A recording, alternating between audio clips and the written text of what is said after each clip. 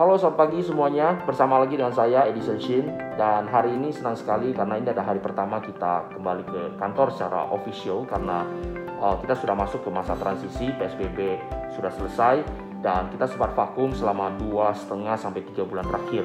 Nah, jadi tetap perhatikan protokol kesehatan. Karena kita akan hidup berdampingan dengan virus corona. Seperti selalu memakai masker di kantor gitu ya.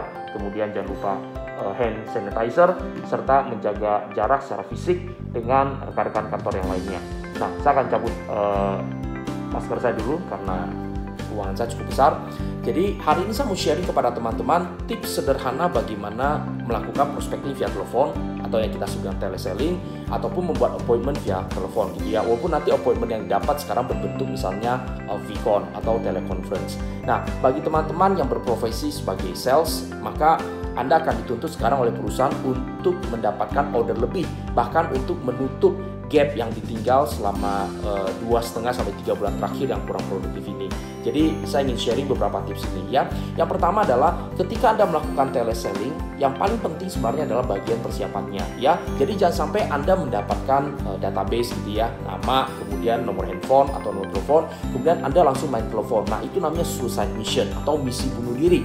Kenapa? Karena Anda tidak kenal sama sekali dengan orang tersebut juga tidak kenal dengan Anda, maka kemungkinan rejection itu sangat tinggi sekali ya. Contoh, kalau ada orang yang tiba-tiba telepon Anda nggak kenal gitu ya, Anda angkat telepon, kemudian dia bilang dia mau menawarkan produk, maka reaksi pertama Anda adalah Anda ingin segera tutup telepon tersebut. Nah, begitu juga dengan para calon customer kita. Jadi apa yang harus kita lakukan? Nah, berapa tips yang saya mau sharingkan adalah yang pertama, kalau Anda menelepon, pastikan Anda menyebut nama si calon prospek atau calon customer tersebut dengan benar. Contoh misalnya kalau ada orang menelepon saya dan berkata, "Halo, selamat pagi, bisa bicara dengan Pak Anderson misalnya." Nah, kebetulan nama saya Edison gitu ya. Begitu saya dengar salah sebut nama, maka reaksi pertama saya adalah maaf, salah sambung, dan langsung saya matikan. Jadi nama adalah syair paling indah dalam pikiran seseorang. Jadi pastikan Anda menyebut nama si calon prospek tersebut dengan benar. Seringkali ini hal yang simple tetapi kita langgar. Kenapa? Karena saking banyaknya kita prospecting gitu ya, melakukan cold calling, sehingga kadang ketuker-tuker nama dengan nomor telepon.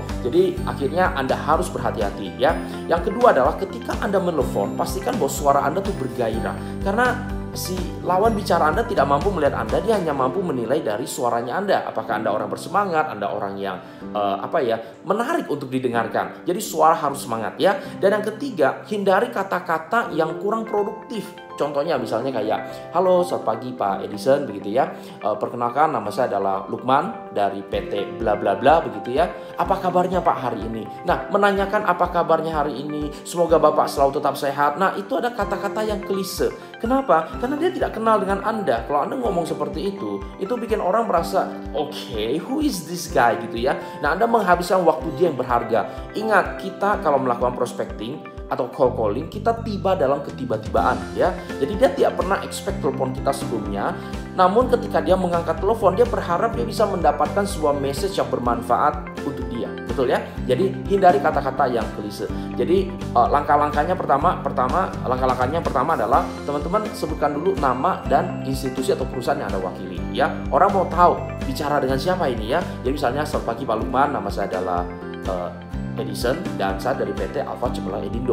Kemudian kalau perusahaan Anda ada perusahaan bonafit yang orang sudah tahu gitu ya, perusahaan yang umum, nggak masalah. Tapi kalau perusahaan Anda ada perusahaan yang namanya bukan perusahaan retail khususnya ya, perusahaan yang lebih B2B, orang akan tahu Anda itu siapa. Jadi Anda perlu jelaskan, kasih background sedikit. Jadi misalnya perusahaan kami bergerak di bidang pakan ternak yang membantu para petani ternak gitu ya, atau tambak untuk bisa memberi makan pada ikan-ikannya. Oke, ini nyambung dengan mereka. Terus berikutnya mereka pasti akan bertanya, "Iya, ada apa ya?" Karena mereka ingin tahu kenapa Anda menelpon mereka ya. Nah, ini adalah bagian yang paling krusial, yaitu apa? Ini akan menentukan apakah dia akan lanjut berbicara dengan Anda atau dia akan menutup telepon tersebut. Dia akan bertanya, "Iya, ada apa ya?" Nah, dia pengen tahu Anda tuh mau ngapain. Anda mau memberikan dia manfaat atau memberikan dia masalah ya. Jadi ini bagian yang paling penting. Jadi Anda harus pikirkan dulu sebelum Anda menelpon, kira-kira apa masalah yang dihadapi oleh si calon prospek Anda ini, dan kemudian bagaimana Anda bisa membantu dia supaya dia mendapatkan manfaat dari hal tersebut. Maka penting untuk mempelajari dia dulu. Nah, contoh misalnya perusahaan ini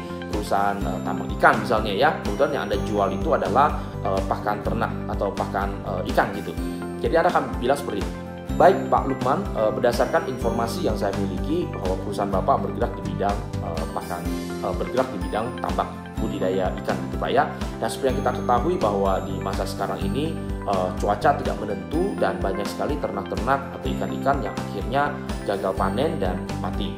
Nah, jadi maksud saya menelpon Pak, saya ingin memperkenalkan Bapak sebuah produk dari perusahaan kami yang bisa membantu menstabilkan mungkin pH airnya, membuat ikan-ikan Bapak menjadi tidak stres dan supaya panennya Bapak mendapatkan yield yang semakin tinggi.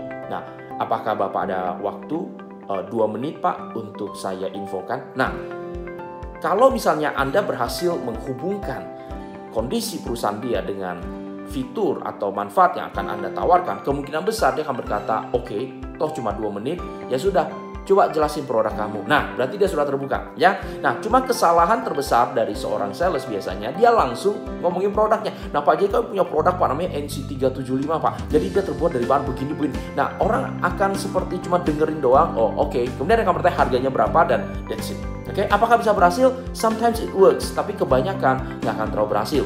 Nah, jadi masukan dari saya supaya Anda lebih profesional ketika dia berkata, ya sudah, coba jelaskan produknya, Anda harusnya berkata seperti ini. Baik Pak Lukman, terima kasih untuk waktunya. Nah, sebelum saya jelaskan lebih detail, boleh ya Pak saya mengajukan beberapa pertanyaan. Ini dia, ini yang membedakan Anda dengan pesaing-pesaing Anda. Ya, udah kaget loh. Oke, kamu mau nanya apa? Nah, Anda pun sudah persiapkan pertanyaannya. Contoh misalnya, baik Pak, saat ini apa tantangan atau masalah yang paling Bapak hadapi atau kendala yang Bapak hadapi saat ini dalam budidaya ikannya Bapak?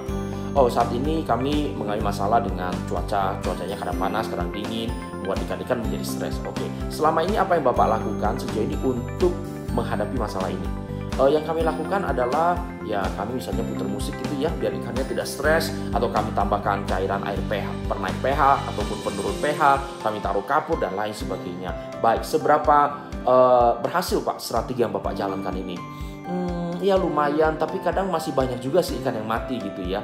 Baik Pak, berarti penting ya Pak ya untuk memastikan bahwa yield dari panen Bapak itu tidak turun, tapi malah bisa lebih naik, betul? Ya, itu penting. Baik Pak, nah kita memiliki produk yang namanya NC375, di mana dia memang dirancang Pak untuk cuaca di negara tropis seperti kita di Indonesia, yang membantu banyak ikan-ikan untuk tidak stres, bahkan mereka tumbuh lebih besar. Dan bahkan ada beberapa perusahaan A, B, C gitu ya yang memakai dan mereka punya yield yang bagus sekali.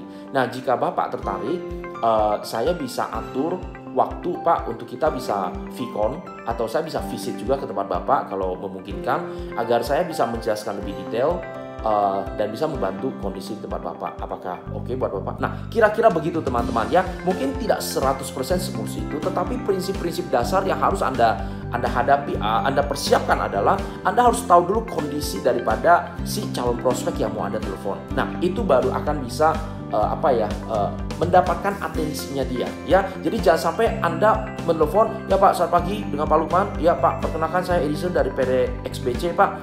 Kami ada perusahaan yang bergerak di bidang pakan ternak. Jadi saya ingin menawarkan produk. Nah, begitu Anda berkata menawarkan produk, orang langsung dengar, ini sales doang. Ini ciri-ciri Anda bakalan ditutup. Nah, demikian tips sederhana dari saya. Semoga Anda bisa memulai reopening ekonomi ini dengan baik, dan cara Anda menelpon juga lebih menarik, dan kemudian hasil yang didapatkan juga bisa lebih maksimal. Ya, selamat sukses buat kita semua, dan saya juga akan kembali ke kegiatan hari-hari saya. Jangan lupa pakai masker gitu ya, dan juga cuci tangan. Oke, sukses buat kita semua, dan sampai jumpa di video-video yang berikutnya. Terima kasih, bye-bye.